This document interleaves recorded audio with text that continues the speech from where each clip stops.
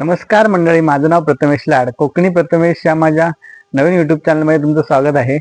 हा माझा दुसरा ब्लॉग आहे आणि या ब्लॉगमध्ये मी तुम्हाला दाखवणार आहे की कशा प्रकारे आपण गणपतीचा जे शाडू मातीचे किंवा POP जे आहेत त्याचं जे फिनिशिंग किंवा ते घासायचं काम किंवा त्याला पॉलिशिंग करून झालं की त्यानंतर बेस कलर मारणे व त्या बेस कलर मारल्यानंतर त्याचा बॉडी टोन मारणे आणि नंतर बॉडी टोन नंतर आपण त्याला शाल, धोतर किंवा त्याची गादी, त्या गादीला जे आपण फर्निचर करतो त्या फर्निचरला कशा प्रकारे आपण वेगवेगळ्या टोनचे कलर मारतो आणि त्याचे काही बारकावे आहेत ते तुम्हाला या व्हिडिओमध्ये दाखवणार आहे.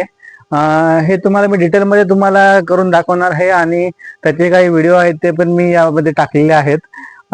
त्यामुळे शाडू मातीचे बाप्पा तयार करण्यानंतरची प्रोसेस जी काय असते कलरिंगची ती मी तुम्हाला यामध्ये दाखवणार आहे. त्या ब्लॉगमध्ये आपण बघितलं होतं की शाडू मातीचे बाप्पा कसे बनवले जातात आणि त्याची काय प्रोसेस असते. तर त्या ब्लॉगमध्ये जे आपण बघितलं होतं की बाप्पा मातीचे सुकल्यानंतर त्याच्यावरती जो पेंटिंग आपण करतो की मातीचे किंवा POPचे त्याच्या संदर्भातला पूर्ण हा ब्लॉग आहे आणि त्याच्यानंतरची प्रोसेस पूर्ण कलरिंगची या ब्लॉगमध्ये आपण कव्हर केली आहे. तरी निश्चित तुम्हाला आवडेल असं मी आशा करतो हा ब्लॉग. चला तर मग बघूया. इथे आपण आता कलर तयार करतोय गणपतीसाठी आणि कलर हा आपण डिस्टेंबर व्हाईट डिस्टेंबरमध्ये करतो.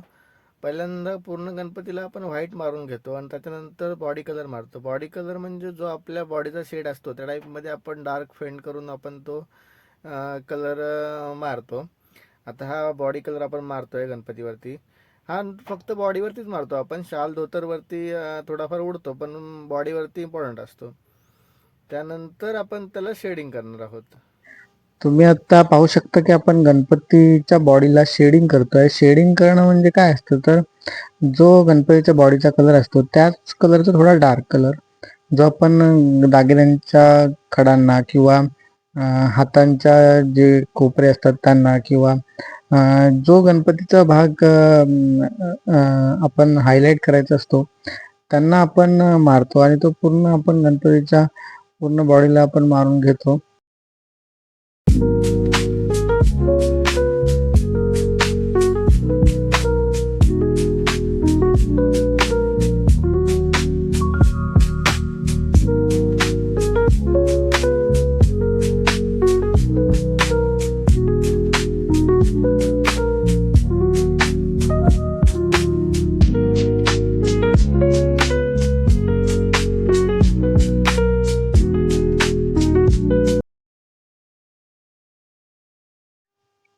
त्यानंतर आपण बॉडीला शेडिंग करून झाल्यानंतर गणपतीच्या त्याच्यावरती आपण थोडं शायनी पाना येण्यासाठी स्किन एकदम सुकी किंवा एकदम रफ वाटू नये त्यासाठी आपण त्याच्यावर थोडं शायनिंगसाठी वरती ऑर्निश किंवा वॉटर ऑर्निश किंवा टोनर म्हणून आपण जो कलर येतो तो मारतो. त्याने थोडी बॉडीला शाईन येते गणपतीच्या आणि थोडं आपण लाईट जर त्याच्यावरती मारली तर ते स्पॉट असतात ते थोडे चमकतात. त्यावेळी चमकीचे स्पॉट असतात छोटे छोटे ते चमकतात.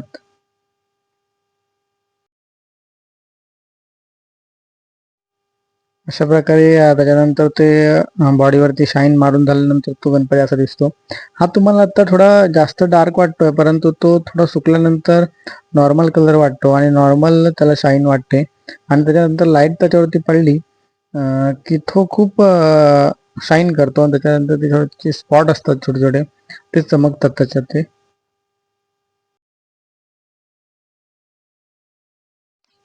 यानंतर आता आपण थोडा पिंक कलर म्हणजे थोडा फेंट पिंक ज्याच्यामध्ये पिंकमध्ये व्हाईट टाकून आपण त्याच्या कानांना किंवा त्याच्या सोंडीवरती हातांना असे जे पार्ट आपल्याला हायलाइट करायचे आहेत त्याला आपण थोडासा गुलाबी फेंट एकदम कलर आपण पूर्ण गणपतीला मारून घेतो.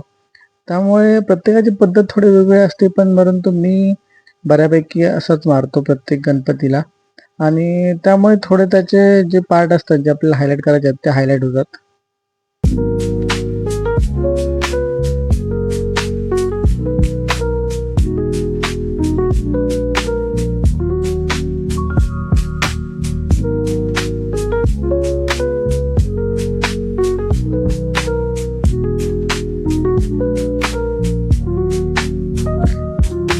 त्यानंतर आता आपण बाप्पाच्या धोतराला कलर देतोय आणि त्यासाठी आपण व्हाईट कलर त्याच्यावरती मारून देत आहे. व्हाईट कलर हा प्रत्येक वेळी मारलंच पाहिजे असं काही नाही, आपण त्याच्यावरती आपण मारू शकतो कलर. परंतु जर व्हाईट कलर मारला तर त्याच्यावरती एक वेगळी शाईन येते आणि त्या कलरला थोडा ब्राईटनेस येतो. त्यामुळे आपण त्याच्यावरती थोडा व्हाईट बेस देत आहे. आणि तो आपण ब्रशने देतोय, कारण तो गनने दिला तर पूर्ण तो बॉडीवरती उडू शकतो. त्यामुळे आपण तो ब्रशने देतो. पूर्ण धोतराला आपण ब्रशने व्हाईट कलर देऊन घेणार आहोत पहिल्यांदा.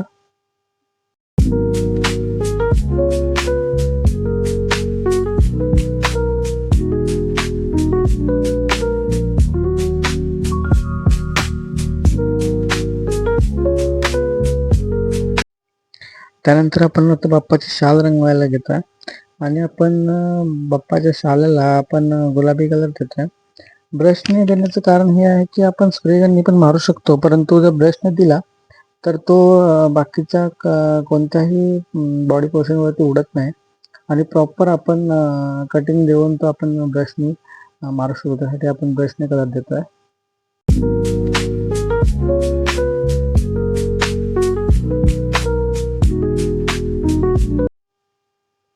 त्यानंतर आता आपण स्प्रे गननी येल्लो धोतर आपण करतो या बाप्पासाठी आणि त्यामुळे आपण आपल्या स्प्रे गनमध्ये येल्लो कलर घेतलेला आहे व तो आपण पूर्ण धोतराला आपण मारून घेत आहे. स्प्रे गननी काम फास्ट होतं, परंतु त्याचा पॉईंट वगैरे खूप बारीक करून मारावा लागतो, कारण तो इकडे तिकडे उडण्याचा धोका जास्त असतो.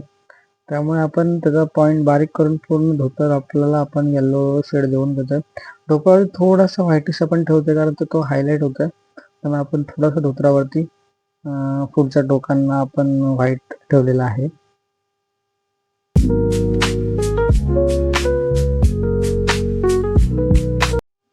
त्यानंतर आता आपण बाप्पा बसले ती जी गादी आहे सिंहासनाची, त्या सिंहासनाला आपण ग्रीन कलर मारतोय आणि तो आपण स्प्रे गनने मारतोय, कारण ते खूप जागा आतमध्ये मागे असल्यामुळे तो ब्रश आपण मारू शकत नाही. स्प्रे गनने आपण मारतोय पूर्ण आपण गादीला, बाप्पाच्या पायाखालची गादी, बसल्या ती गादी किंवा तो बसल्या त्याच्या मागच्या सिंहासनाची गादी आपण ग्रीन कलर दिलेला आहे.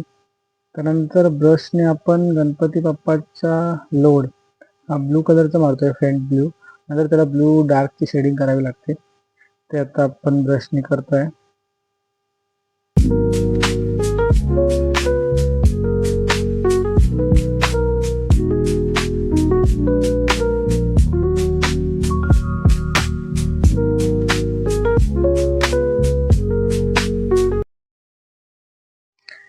त्यानंतर आपण धोतराला येलो कलर, थोडा डार्क येलो, त्याची फेंट येलोला शेडिंग करतोय. त्याने थोडा जास्त हायलाईट होतात, ज्या निळ्या असतात धोतराच्या त्या हायलाईट होतात. त्यासाठी आपण डार्क येलो आपण त्या फेंट येलोवरती मारतोय गनने.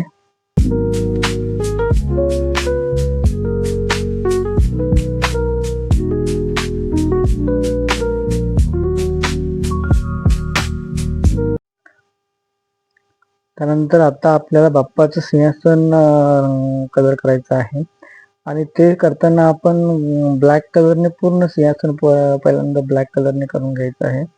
ब्लॅक कलरने केल्यानंतर काय होतं की त्यानंतर आपण जे वरती गोल्डन किंवा सिल्वर जे काही आपण करू ते हायलाईट होतं आणि त्या हायलाईटमुळे आपण पहिल्यांदा पूर्ण सिंहासनाला ब्लॅक कलर मारून घेतो. आणि हे खूप केअरफुली करावं लागतं, कारण का जर ब्लॅक कलर कुठे बॉडीवरती उडाला तर तो आपण नाही घालू शकत, तो तिथे जात नाही, कारण ब्लॅक कलर खूप डार्क असतो आणि तो कुठल्याही कलरवरती जरी उडाला तरी ते खूप काळपट जो भाग होऊन जातो आणि त्याला आपण दुसरा ऑप्शन नसतो, त्यासाठी आपण त्याला मॅचही करू शकत नाही दुसरा कलर. त्यासाठी काळजीपूर्वक आपण ब्लॅक कलर मारतोय आणि तो पूर्ण आपण सिंहासनाला का मारून घेतोय, अगदी पायाच्या त्याच्या बसण्याच्या गादीपासून पाय ठेवले त्या गादीपर्यंत सगळ्याला पूर्ण सिंहासनाला ब्लॅक कलर मारून घ्यायचा आहे.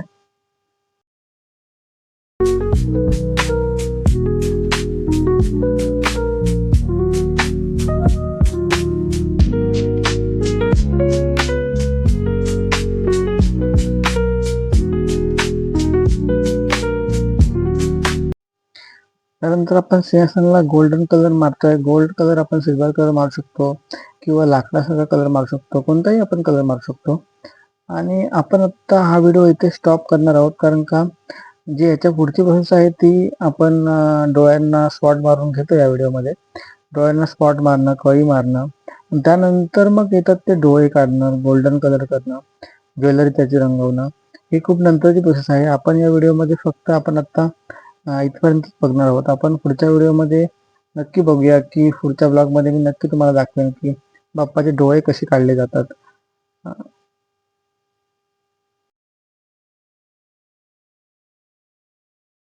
तर तुम्ही आता पाहिलात की कशा प्रकारे आपण गणपतीला कलर काम करतो, आणि त्यामध्ये मी पूर्ण मला प्रोसेस दाखवली आहे, पण ती खूप फास्ट मध्ये झाली आहे.